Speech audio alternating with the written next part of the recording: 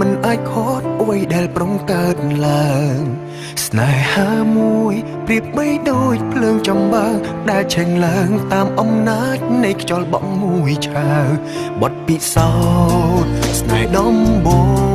ងឈឺបេះដូងមិនដឹងថ្ងៃណាជាសង្ឃឹមលើពេលវេលាជួយព្យាបាលរបួស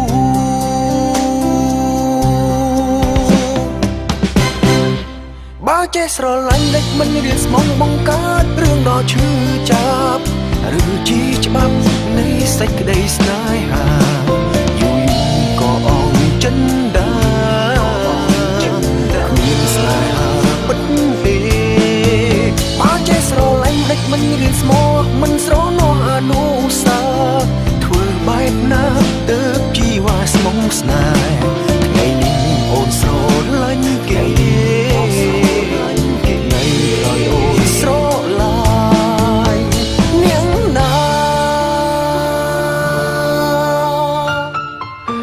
គេថាស្នេហ៍ដំបូង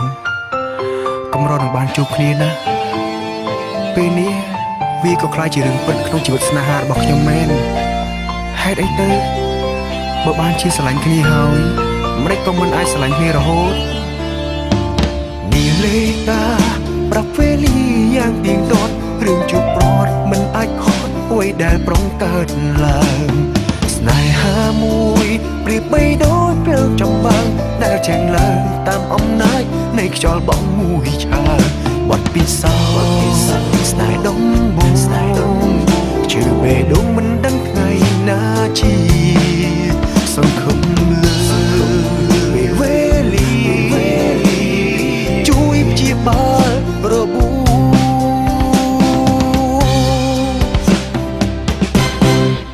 បើចេះស្រឡាញ់លេចមិនរៀនស្មងបង្កើតរឿងដ៏ឈឺចាប់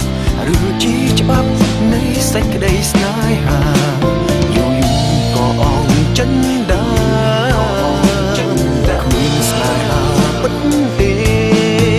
បើចេះស្រឡាញ់លេចមិនរៀនស្មងមិនស្រណោះអនុស្សាវរីយ៍ធ្វើបែបណាទើបជីវ៉ាស្មងស្នេហ៍ថ្ងៃនេះអូនស្រឡាញ់គេ